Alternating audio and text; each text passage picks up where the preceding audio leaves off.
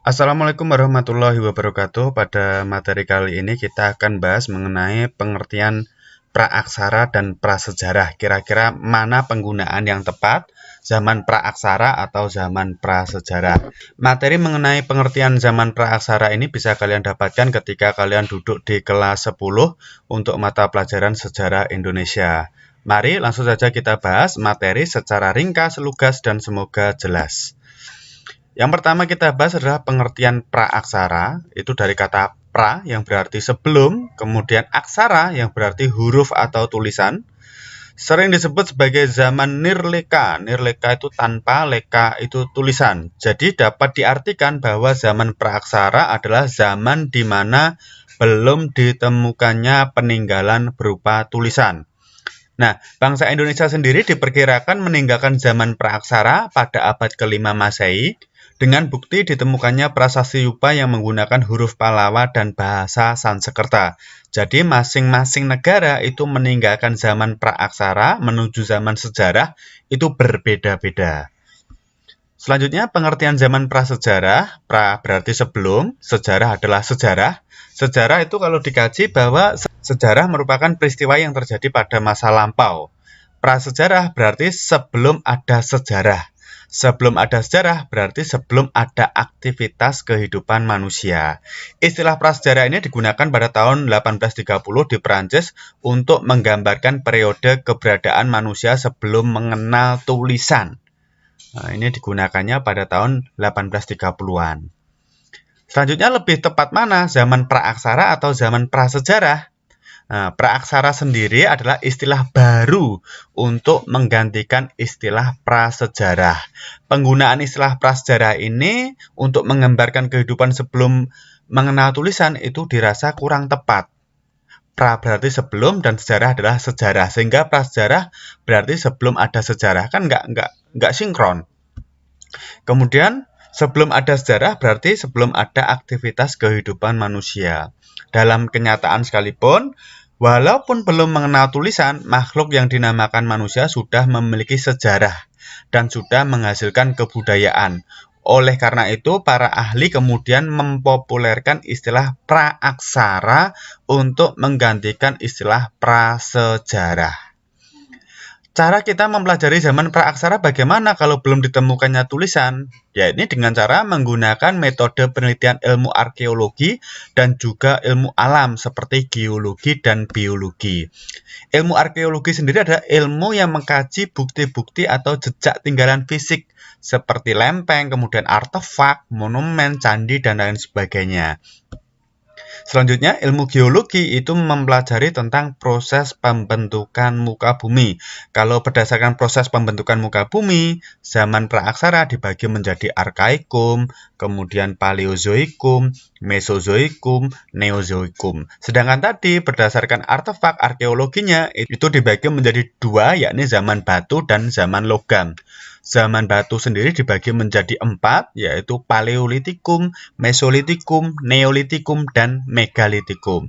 Sedangkan zaman logam itu ada zaman perunggu, zaman tembaga, dan zaman besi. Selanjutnya, sedangkan ilmu biologi itu mengkaji tentang ragam hayati makhluk hidup. Jadi, dalam mempelajari zaman praaksara, ilmu sejarah membutuhkan ilmu bantu lainnya. Di sini ada arkeologi, geologi, dan biologi, serta mungkin masih banyak ilmu lainnya dalam rangka untuk membantu menceritakan kembali peristiwa pada zaman praaksara yang mana belum ditemukan tulisan. Terus kenapa kok kita harus belajar zaman praaksara? Yang pertama adalah untuk kesadaran akan asal-usul manusia. Yang kedua, belajar mengenai keberhasilan dan capaian prestasi yang terbaik dari pendahulu kita.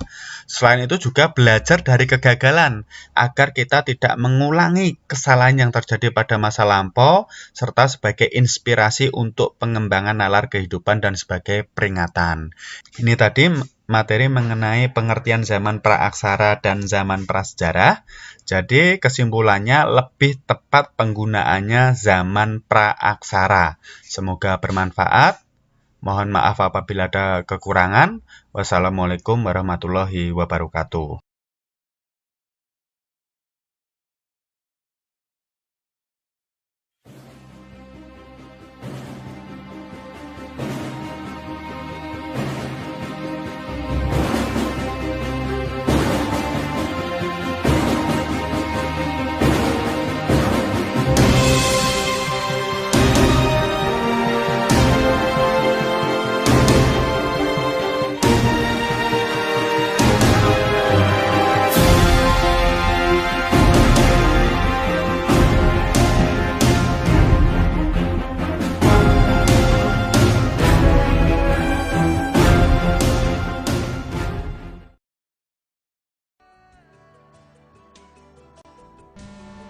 Papua. Banyak orang mengatakan Papua merupakan surga kecil yang jatuh ke bumi. Keindahan alam, bahkan tradisi berbudaya yang masih benar-benar melekat turun-temurun pada sebagian masyarakatnya menjadikan Pulau Papua tetap indah.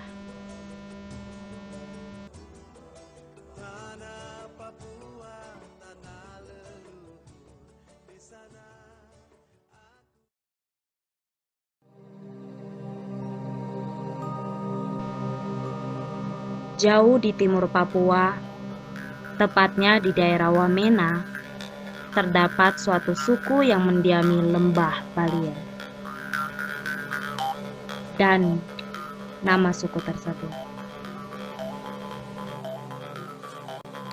Masyarakat suku Dani menggunakan pakaian berupa koteka yang digunakan oleh kaum lelaki dan wa yang digunakan oleh kaum wanita. Masyarakat suku Dani memiliki seni kerajinan tangan berupa anyaman serat kulit kayu yang disebut noken.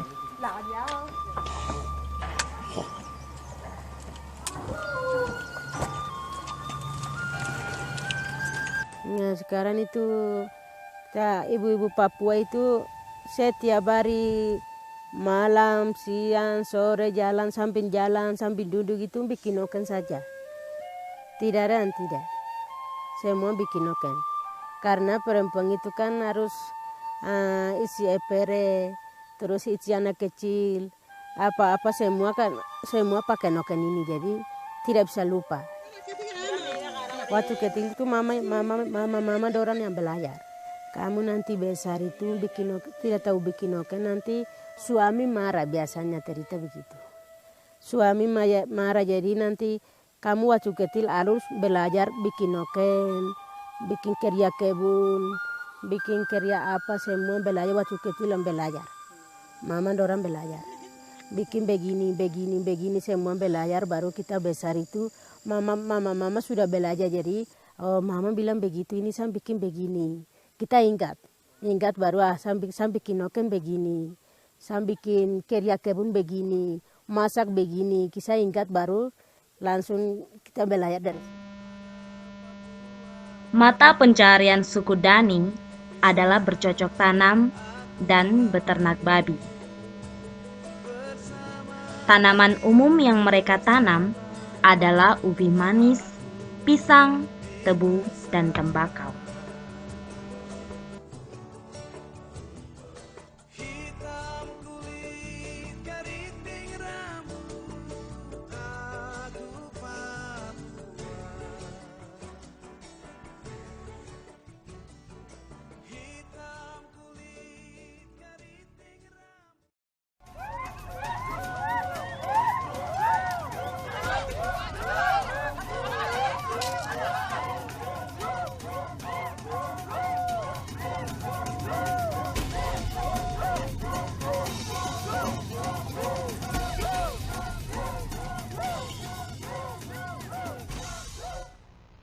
Upacara bakar batu atau yang disebut Kit Oba Isogowa selalu dilakukan suku Dani untuk menyambut tamu yang datang atau untuk merayakan sesuatu.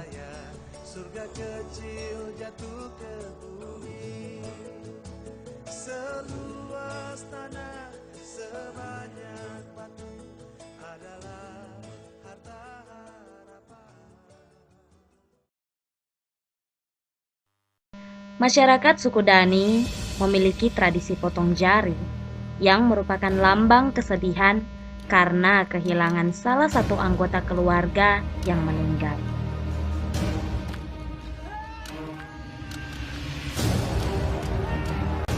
Sebagian besar tradisi potong jari dilakukan oleh kaum ibu suku Dani, namun tidak menutup kemungkinan pemotongan jari pun dilakukan oleh kaum laki-laki dari suku Dani.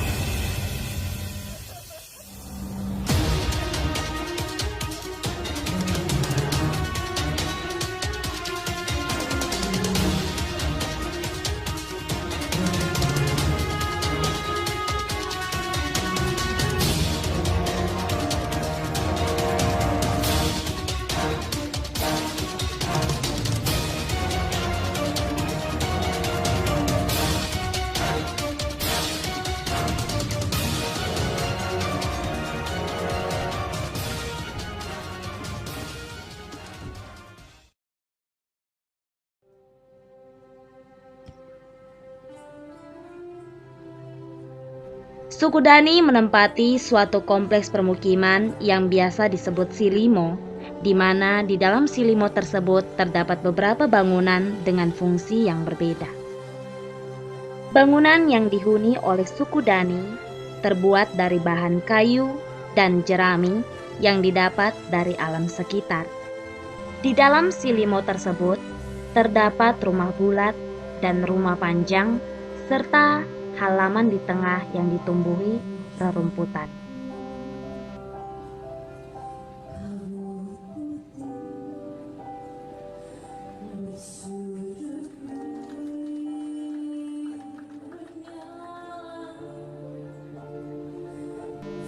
Tempat tinggal kaum laki-laki dan perempuan suku Dani dipisah setelah pemasangan koteka, di mana kaum laki-laki menempati Honai, sedangkan kaum perempuan menempati Ebeyai.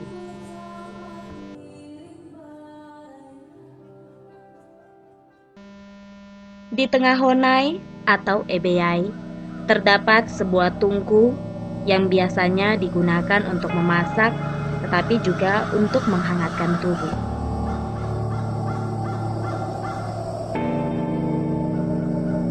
Akan tetapi, minimnya ventilasi udara pada Honai menyebabkan kepulan asap sulit untuk keluar dari dalam Honai tersebut.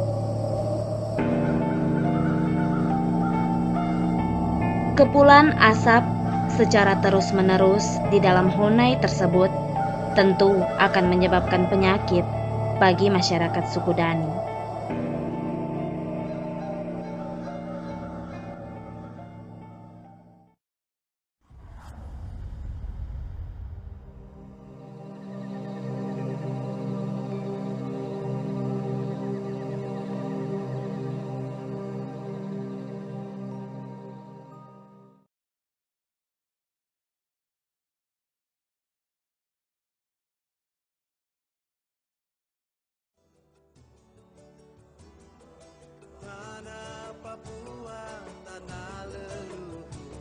Di sana aku lahir bersama angin, bersama daun, aku dibesarkan.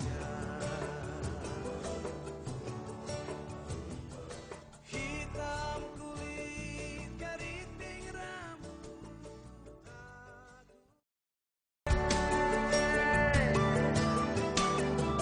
tanah Papua.